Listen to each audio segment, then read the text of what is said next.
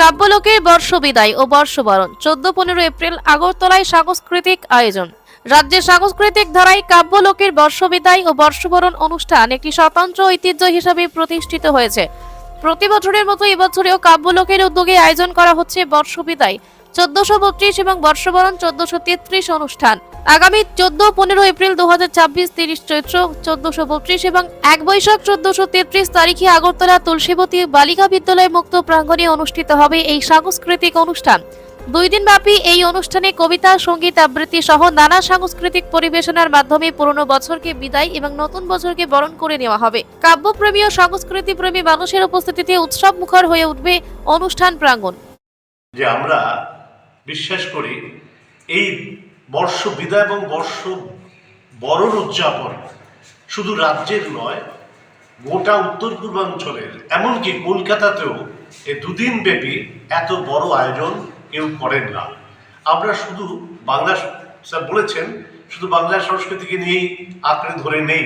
আমরা জানি এই সময় 3টি উৎসব অনুষ্ঠিত হয়ে থাকে, একটা গড়িয়া, একটা গাজন আর একটা বীজ উৎসব।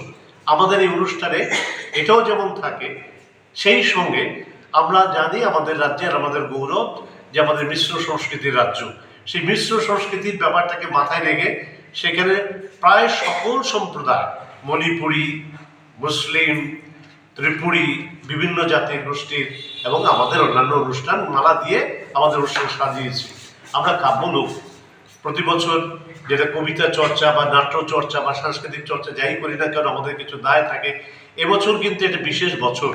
এবছর কবি সুধীন্দ্রনাথ দত্তের 125তম বর্ষ জন্মবর্ষ এবং কবি সুকান্ত ভট্টাচার্যের 100তম বর্ষ। তাই সেইটাকে মাথায় রেখেও তাদের প্রতি শ্রদ্ধা জানিয়েও আমাদের নিবেদন থাকবে। আপনারা ইতিমধ্যে জেনেছেন যে আমাদের আমরা যে নৃত্য দলটি কলকাতা থেকে আসছে, সেই নৃত্য দলটি কিন্তু একটা বিশেষ নৃত্য দল। আপনারা তাদের পারফরমেন্স দেখলেই বুঝতে পারবেন। এরা আসলে সারেগামার যে ডান্স, বাংলা ডান্স যা হয়, তা তাদের যে এটা তৈরি করে, গ্রুমার বলি যাদের বলি বা মেন্টার বলি, এরা কিন্তু আমাদের এই নৃত্য দলে আসবে। আপনারা তাদের পারফরমেন্স দেখলে বুঝবেন যে দুদিনই ওরা পারফর্ম করবে।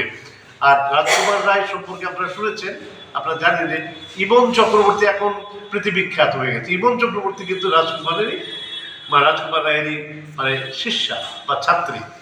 আচ্ছা, এছাড়া আমাদের অন্যান্য আকর্ষণের মধ্যে যা যা রয়েছে প্রায় ডিটেইলস আপনারা জেনেছেন যে মুসলিম সংস্কৃতির মধ্যে জানিসারি নৃত্য, একটা বিখ্যাত নৃত্য, সেটা আমরা উপস্থাপন করব। যুব নৃত্যের কথা আপনারা জেনে গেছেন।